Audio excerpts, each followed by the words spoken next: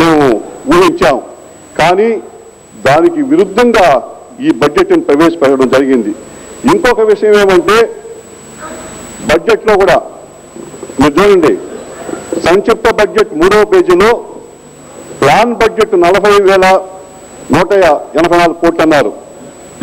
అదేవిధంగా వార్షిక ప్రణాళికలో చూసుకోండి 2వ పేజీలో 36,635 కోట్లు అన్నారు. మీరిచ్చే బుక్కుల్లోనే ప్లాన్ బడ్జెట్ని ఒకవైపేమో సంక్షిప్త బడ్జెట్లో 40,184 కోట్లని, వార్షిక ప్రణాళికలో 36,635 కోట్లని మీరే ఇచ్చారు. ఇది ఏది కరెక్టు? యాడ్ చేస్తే అదైంది 40,000 sir. Centrally sponsor schemes add చేసింది 40,000, లేకపోతే 36,000.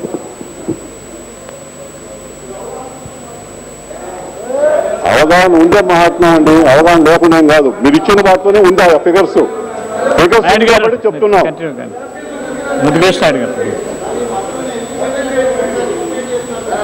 అట్నే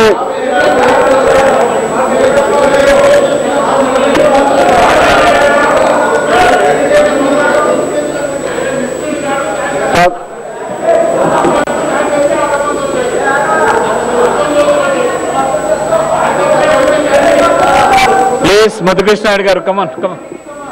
నాన్ ప్లాన్ కి ఎక్కువ కేటాయించారు, ప్లాన్ కూడా తక్కువ కేటాయించారు. గత సంవత్సరం కన్నా నాన్ ప్లాన్ కి 22% ఎక్కువ కేటాయించి ప్లాన్ కి 15% తగ్గించారు. ఇది కూడా మీరు నాన్ ప్లాన్ అంటే మీకు తెలుసు, ఏది కూడా ఆస్తులు క్రియేట్ చేసేది కాదు.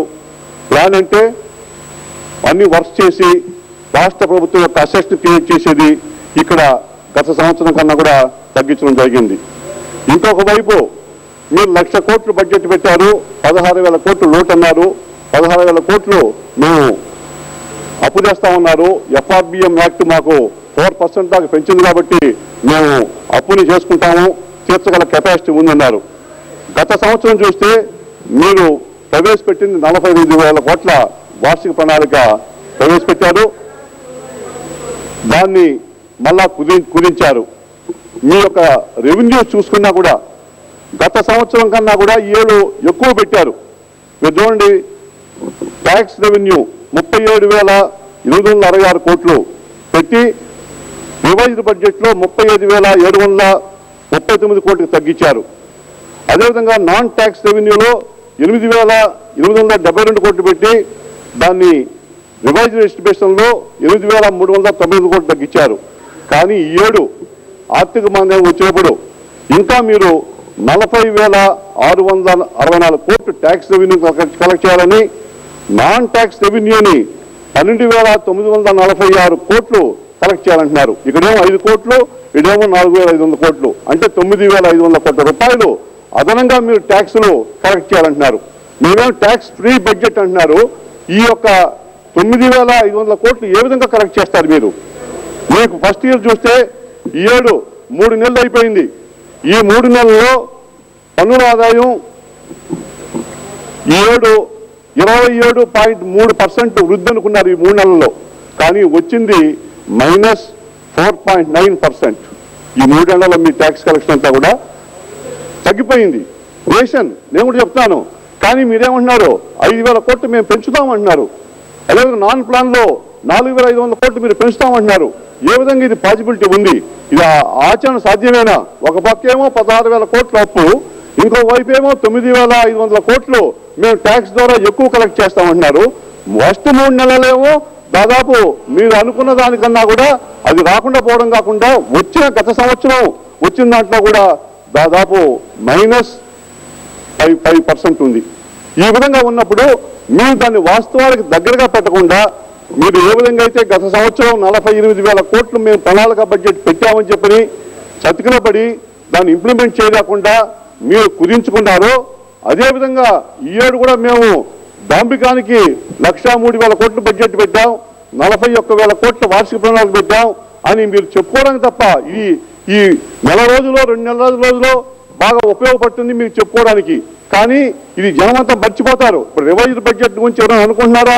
ఎవరు అనుకోవడం లేదు. ఇది మన వరకే తెలుసు, ప్రజల దాకా పోలేదు. మీరు 90,000 కోట్ల ఖర్చు పెట్టారు, దీన్ని తగ్గించేశారు, వార్షిక ప్రణాళిక తగ్గించారు అనేది ఇది రహస్యంగా జరిగిపోయే విషయం, అసెంబ్లీ కూడా తెలియని విషయం. ఇవన్నీ కూడా లాస్ట్ ఇయర్ మనం ఏం చేయలేము. ఆ శాసనసభ్యులు ఇప్పుడు లేరు కూడా లేరు. ఇప్పుడు కొత్తగా శాసనసభ్యులు వచ్చాం. బడ్జెట్ పాస్ చేసింది ఒకరు, దీన్ని ఇప్పుడు మనం రివైజ్ ఎస్టిమేషన్లో పెట్టింది ఒకరికి.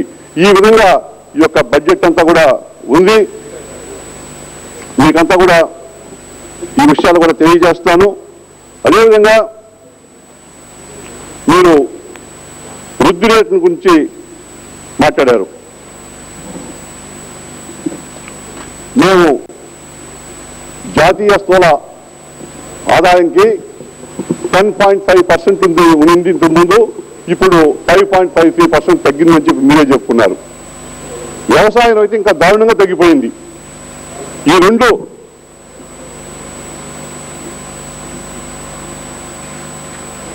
అంశాల్లో దేశవ్యాప్తంగా 9.1 ఉన్న వృద్ధి రేటు 6.7% తగ్గితే మంది 10.62 ఉంటే 5.53% తగ్గింది. అదేవిధంగా వ్యవసాయం కూడా దారుణంగా తగ్గిపోయింది. తలసరి ఆదాయం కూడా జాతీయ స్థాయిలో 0.09% తగ్గితే మన రాష్ట్రంలో వృద్ధి రేటు 17.22% నుంచి 10.41% పడిపోయింది. అంటే దాదాపు 7.41% పడిపోయింది మన యొక్క రాష్ట్రంలో. ఈ విధంగా ఉన్న పరిస్థితుల్లో మీరు 1,03,000 కోట్ల బడ్జెట్ను ప్రవేశపెట్టి మీరు ఏ రంగాలకు కట్ చేస్తారు? ముందేమో అన్ని రంగాలకు మేము కేటాయించాము, మేము వ్యవసాయానికి ఇచ్చాము, సంక్షేమానికి ఇచ్చాము, విద్యకి ఇచ్చామంటారు. మీరు బ్యాక్ డోర్ మెథడ్లో ఏం చేస్తారు? మీకు అనుకూలంగా ఉండేది, మీకు ఆదాయం వచ్చే, మీకు కావలసిన డిపార్ట్మెంట్లకేమో మీరు ఎక్కువ నిధులు ఇచ్చుకుంటారు, మీకు ఇంపార్టెంట్ కాని డిపార్ట్మెంట్లకేమో మీరు తక్కువ నిధులు కేటాయించుకుంటున్నారు.